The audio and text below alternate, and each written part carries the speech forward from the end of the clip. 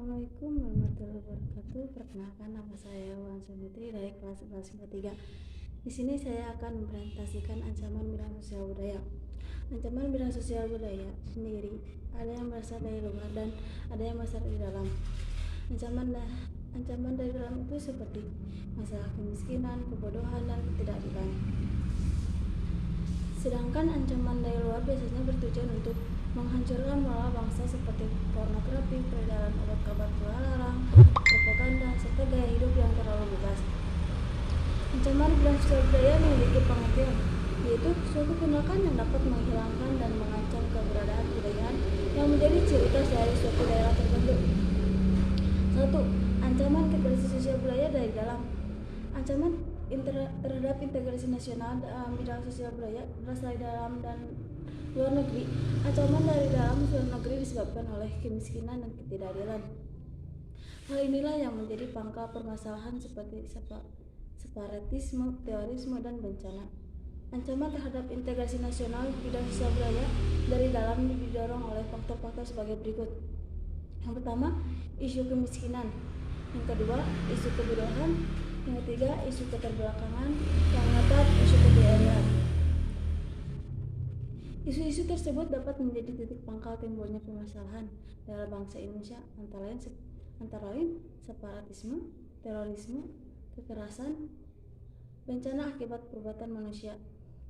Adanya isu-isu yang menjadi faktor pendorong ancaman terhadap integrasi nasional tersebut akan mengancam persatuan dan kesatuan bangsa, nasionalisme dan patriotisme.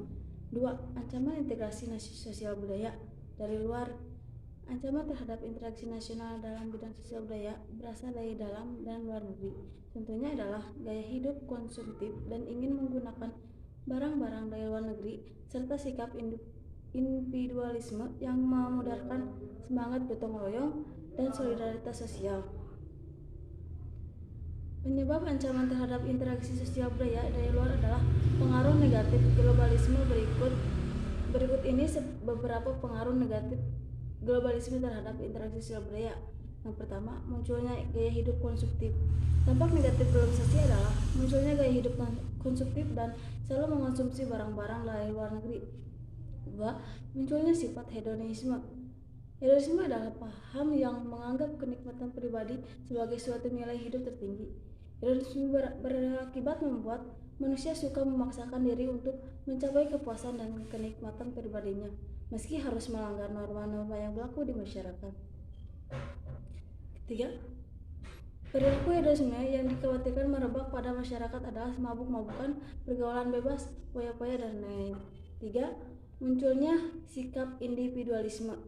Sikap individualisme adalah sikap selalu mementingkan diri sendiri serta memandang orang lain itu tidak ada dan tidak bermakna.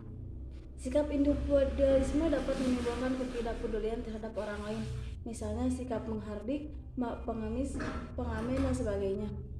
Yang keempat, munculnya gejala westernisasi. Westernisasi adalah gaya hidup yang selalu berorientasi kepada budaya barat tanpa diseleksi terlebih dahulu. Misalnya meniru model pakaian yang biasa dipakai oleh orang-orang barat yang sebenarnya bertentangan dengan nilai dan norma-norma yang berlaku di masyarakat Indonesia. Contoh, perempuan memakai rok mini, lelaki memakai anting-anting, dan sebagainya.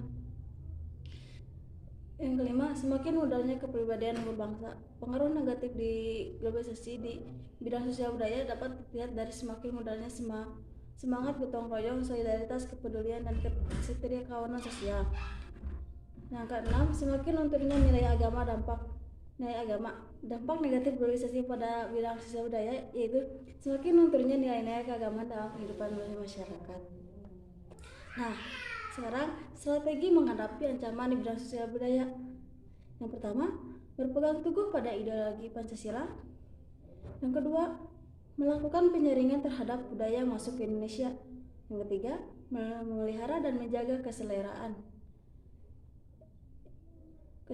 fundamental yang berhubungan dengan Tuhan, manusia, lingkungan, dan meningkatkan persatuan dan kesatuan dengan perkembangan tradisi, pendidikan, dan kepemimpinan.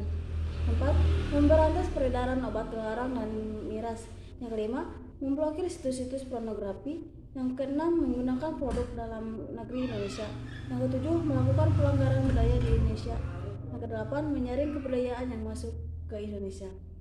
Ya, itu tadi beberapa strategi yang bisa kita lakukan untuk mengatasi ancaman di bidang sosial budaya.